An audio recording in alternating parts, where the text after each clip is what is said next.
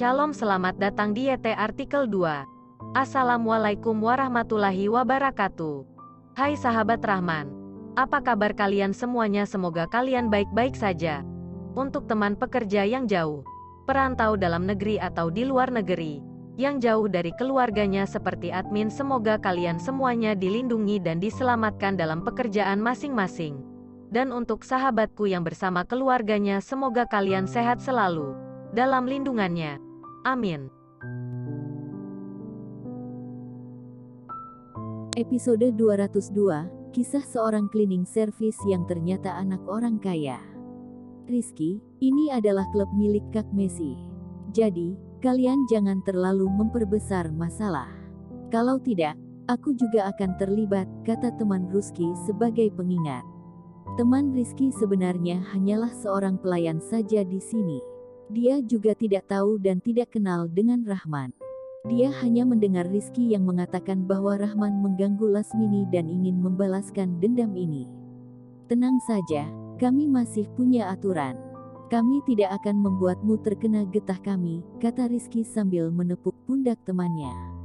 Kak Rizky, apa yang dikatakan temanmu ada benarnya. Bagaimana jika kita menangkap si brengsek itu dan memukulnya di luar? Apabila kita menyinggung Kak Messi, maka kita tidak akan tahu bagaimana kita akan mati, kata salah satu pria perkasa yang cemas. Nama Messi sudah dikenal luas. Jangankan mereka yang bandit-bandit ini, orang biasa saja banyak yang tahu tentang Messi, mereka tentu tidak ingin menyinggung Messi. Tidak apa, si brengsek itu hanyalah seseorang yang hidup dengan uang wanita. Bagaimana bisa Kak Messi akan memandangnya? Misalkan saja benaran terjadi sesuatu, aku juga tetap bisa melindungi kalian. Percayalah kepadaku, kata Rizky asal. Mereka menganggukkan kepala karena Jaiden termasuk dalam keluarga terpandang.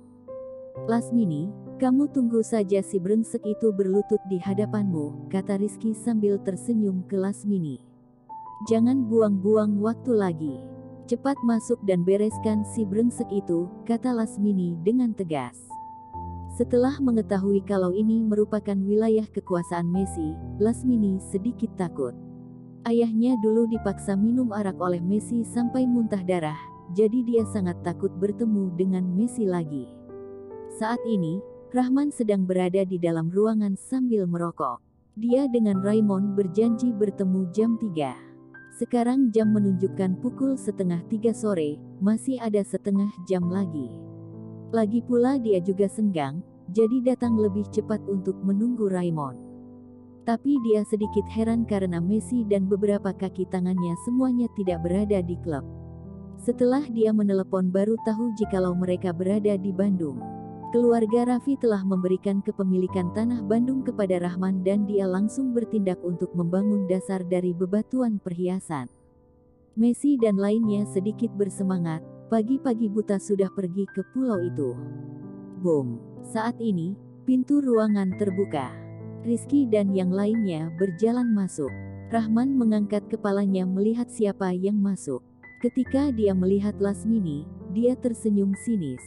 Rizky dan yang lainnya membuka pintu dengan hati-hati, takut membuat pintu rusak. Saat masuk, mereka terheran melihat Rahman yang sendirian di dalam, dan bahkan tidak menyalakan musik. Brengsek ini terlalu senggang. Masih sore, datang ke klub hanya untuk merokok. Takutnya ini bukan gila. Kamu adalah Rahman yang mengganggu Lasmini, tanya Rizky kepada Rahman. Rahman melihat pandangan mata Lasmini yang penuh dengan dendam langsung bisa menebak. Lasmini pasti karena kejadian saat itu dan menyalahkan semua padanya. Dan Lasmini tahu kalau dia berada di sini dan sengaja membawa orang datang untuk balas dendam. Kalau iya, kenapa? Kalau bukan, juga kenapa? Jawab Rahman dengan datar dan memandangi Rizky. Kebetulan dia sekarang sedang bosan dan bisa bermain sebentar dengan mereka. Brengsek, kamu cari mati ya? Kamu sampai berani mengganggu Lasmini. Cepat langsung berlutut untuk minta maaf. Jika tidak, aku akan membuatmu tergeletak di rumah sakit, teriak Rizky. Dia tidak terpikir bagaimana bisa Rahman masih tenang begini. Beberapa pria perkasa itu mengelilingi Rahman, satu persatu memancarkan cahaya mata membunuh. Rahman, jika saja kamu berlutut dan memohon kepadaku, mungkin saja aku bisa menyuruh mereka memukul lebih ringan.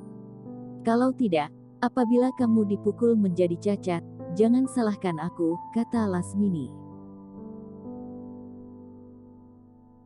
Aku sedang berpikir, apakah saat itu ayahmu, Yakob tidak minum dengan puas ya? Apakah kamu ingin dia datang minum sekali lagi? Jika tidak, siapa yang memberimu keberanian untuk datang menantangku? Kata Rahman dengan nada mengejek ke Lasmini. Pada saat itu yang memaksa ayahku minum adalah Messi. Memangnya siapa dirimu, berani menyuruh ayahku minum juga? Apakah kamu memiliki kemampuan seperti itu, kata Lasmini. Baiklah, aku memang tidak punya kekuasaan seperti itu. Tapi, sahabatku Messi punya, kata Rahman tersenyum tipis. Sahabatmu, bisakah kamu menempelkan emas di mukamu? Kamu hanyalah seseorang yang brengsek, mengapa Messi bisa kenal denganmu, kata Lasmini tertawa sinis. Mengapa aku, Messi tidak boleh kenal dengannya? Saat ini, pintu ruangan terbuka dan terlihat 5 hingga 6 orang yang masuk. Ini adalah Messi dan lainnya yang baru saja pulang dari Bandung. Kekak Messi. Melihat Messi dan lainnya di sini, Lasmini yang tadinya tidak takut apapun, sekarang raut wajahnya berubah disertai dengan kedua tangannya seketika gemetaran. Dia tidak menyangka bahwa Messi dan Rahman saling kenal, dan tampaknya berhubungan sangat baik. Untuk apa kalian mengelilingi Tuan Rahman? Ingin memukulnya? Tanya Harun dengan nada yang menekan. Bereskanlah, kata Rahman dengan datar. Awalnya dia hanya ingin bermain dengan Rizky dan lainnya. Tetapi sekarang Messi dan lainnya sudah pulang, maka tidak perlu membuang waktu lagi. Rizky dan lainnya malah ingin dia berlutut, maka dia juga tidak perlu mengasihani mereka. Tuan, sampai berani mengganggu Tuan Rahman, kalian memang ingin mencari mati ya, kata Wiron yang langsung melayangkan tangannya ke pipi Rizky. Rizky juga tidak berani membalas. Bro, dia malah berlutut di lantai dan memohon. Kak Wiron, ini semua hanya kesalahpahaman. Ini semua karena si Jalang, Lasmini. Dia yang mengatakan bahwa Tuan Rahman telah mengganggunya dan menyuruh kami untuk membantunya membalaskan dendamnya. Dia bilang kalau Tuan Rahman hanyalah seseorang yang hidup dari uang istri, kata Rizky yang tidak henti memohon. Ketika Harun memanggil Rahman dengan sebutan, Tuan, dia sudah tahu bahwa tamatlah riwayatnya hari ini. Di saat ini, keinginan untuk membunuh Lasmini pun juga sudah ada. Iya, benar Kak Harun. Semua ini karena si Jalang itu. Dia sembarangan ngomong dan menyuruh kami yang bodoh ini untuk menghadapi Tuan Rahman. Hal ini benaran tidak ada kaitannya dengan kami sama sekali. Satu persatu dari mereka ikutan berlutut. Keangkuhan tadi semua sirna begitu saja. Wajah Lasmini berubah menjadi pucat. Dia tidak menyangka bahwa Rizky yang bucin ini berani mengkhianatinya dan bahkan berani memarahinya sebagai Jalang.